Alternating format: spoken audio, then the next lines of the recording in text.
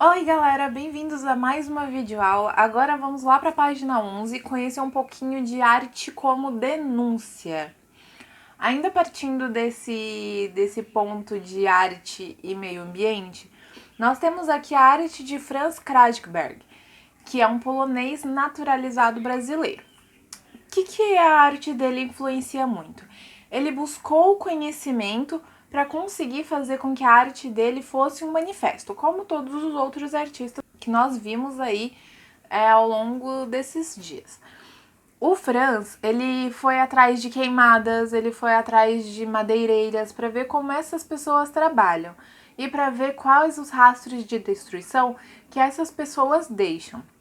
Porque muitas vezes nós sabemos que existe uma parte, uma parcela de pessoas que fazem esse tipo de coisa de forma ilegal. Então, o que acontece? Alguns artistas acharam um meio de denunciar isso. E um desses artistas é justamente o Franz, tá? E aqui ele escolheu, né, nas obras dele, recolher troncos, recolher madeiras, recolher objetos que são rastros dessa destruição para as obras dele. Aqui na página 11, nós temos um pouquinho dessa trajetória dele, né, e que ele escolheu fazer procurando esses objetos para ilustrar, tá vendo? E além disso, ele também tem um trabalho com fotografia muito forte, que traz também algum desses elementos de desmate e tudo mais. Isso nós podemos ver aqui na página 12, tá vendo? A arte fotográfica de Kranjberg. Certo? E aqui nós temos uma queimada e aqui nós temos um tronco. E vocês podem ver que ele tá pegando fogo por dentro. Porque assim, galera, o que acontece? Quando você vai queimar uma árvore, por exemplo, às vezes ela não pega só o fogo assim, às vezes o fogo vem por dentro dela, consumindo tudo, até ela virar cinzas de dentro para fora. É uma coisa bem triste, na minha opinião. Então, o que acontece? Ele pega recolhe esses elementos, né, essas madeiras queimadas, essas coisas assim que fica de rastro dessa destruição e faz as suas esculturas. Então é uma arte efêmera, porque não vai durar. Você sabe que, por exemplo, uma madeira ela é biodegradável, então o ambiente vai consumir ela com o tempo. Então o que ele faz? Ele tira foto porque aí se eterniza aquilo, tá? Então aqui na primeira nós temos a flor do mangue, na primeira foto, que foi feita em 70. Tronco e raízes de árvores queimados pintados com pigmentos naturais de terra e minerais. É sempre bom dar uma olhadinha aqui para vocês verem o que ele usou. Até porque tem toda essa parte pintada, tem toda essa parte de arte colocada em cima daquele material, tá bom? Na página 12, nós temos a continuação, nós temos as fotografias também e temos um pequeno textinho sobre isso, e que ele mostra como as queimadas impactam de forma negativa as nossas vidas. Nós estamos aí com um tempo muito seco, então nos lugares que são muito mais secos, tipo Brasília, Mato Grosso, Goiás, existem muitas queimadas nessa época do ano. E muitas queimadas ilegais também, como por exemplo na Amazônia, que eles utilizam aquele espaço para fazer as queimadas para fazer os pastos. Como eu já disse, tem toda uma indústria por trás disso daí, certo? E como essas queimadas vão impactar de forma negativa, e ele traz isso nas fotografias dele. E esse textinho Arte Fotográfica de Kranjberg mostra bastante isso lá na página 12, lembrando, tá? Na página 12 também nós temos Vivência e Registro em Arte, que tem umas perguntinhas aqui também, e que vocês vão fazer pra mim, tá? Lembrando que esse vídeo é uma síntese de tudo, então vocês têm que ler o texto para conseguir fazerem as atividades, tudo bem? Vamos para a próxima página, página 13. Aqui na trajetória de Kranjberg, na página 13, nós temos a herança do fogo. E aqui mostra como ele se manteve fiel a ele, mesmo tendo outros tipos de arte que ele praticou ao longo da carreira dele, tá? Então, ele também fez pinturas, E essas pinturas dele eram influenciadas bastante pelo cubismo e pelo impressionismo.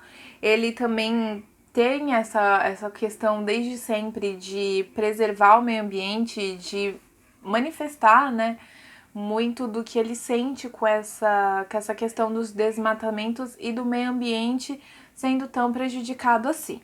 Ele também atuou como engenheiro no Paraná, e nesse tempo que ele ficou atuando como engenheiro, ele ficou meio longe das artes plásticas, mas ele não deixava de acompanhar tudo que estava acontecendo, tá? E aí, conforme ele foi passando o tempo e fazendo todo esse estudo diversificado, ele se apaixonou pela escultura, e ele viu como a escultura começou a trazer uma nova perspectiva para ele.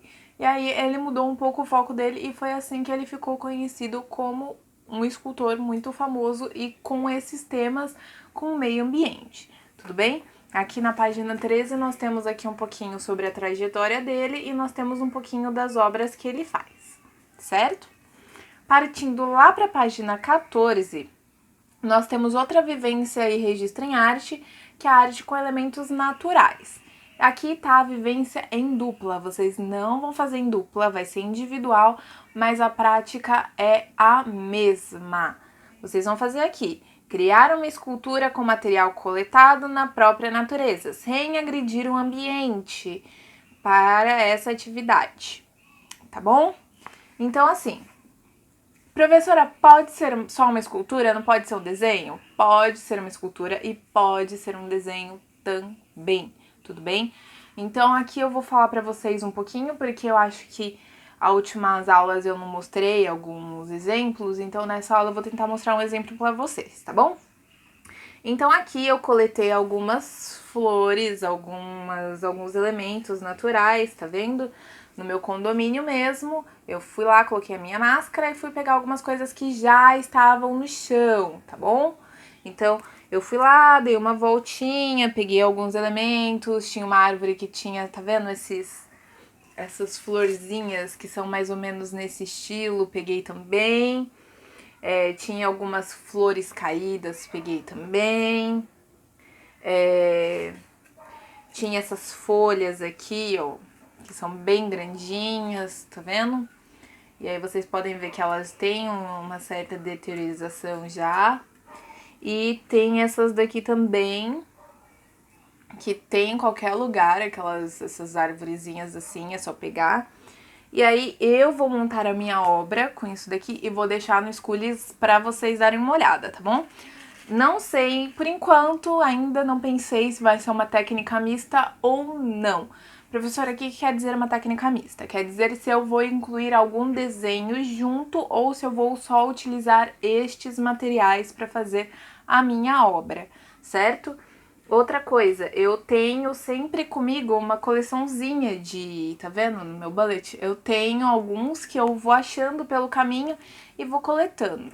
Então eu tô andando, às vezes achei uma flor caída no chão que é bonita, eu boto ela pra secar e eu guardo aqui para fazer alguma atividade artística com ela. Como, por exemplo, eu já mostrei pra vocês, mas eu achei essas pétalas aqui no chão e elas são folhas de árvores mesmo, ó, como vocês podem ver.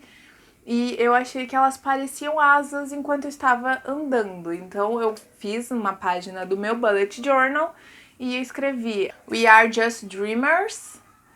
Vai estar invertido aí pra vocês, mas aqui é dreamers. Mas o importante é a colagem das folhas, tá bom? Do mesmo jeito que eu tenho aqui em cima, eu vou tentar mostrar pra vocês. Aqui em cima eu tenho um peixe que foi feita com folha de coqueiro, de palmeira, e foi também um trabalho artístico e é uma folha, então tá aqui também, é natural, é biodegradável, em uns anos ele vai se desgastar, já tá começando, já vai secando, antes ele era bem verdinho, vai ficando um pouquinho mais duro. Então é isso que vocês vão fazer hoje. Vocês podem juntar os elementos naturais com o desenho? Podem, desde que pelo menos 90% sejam elementos naturais, que sejam elementos da natureza. Se não for 100%, que seja 90%, tudo bem? Pode fazer uma escultura? Pode também, certo? Então eu vou fazer um exemplo para vocês, vou deixar no Schoolies. Qualquer dúvida vocês me perguntem, por favor, não deixem de perguntar. Leiam os textos, porque é importante, as dúvidas geralmente estão relacionadas aos textos, tá?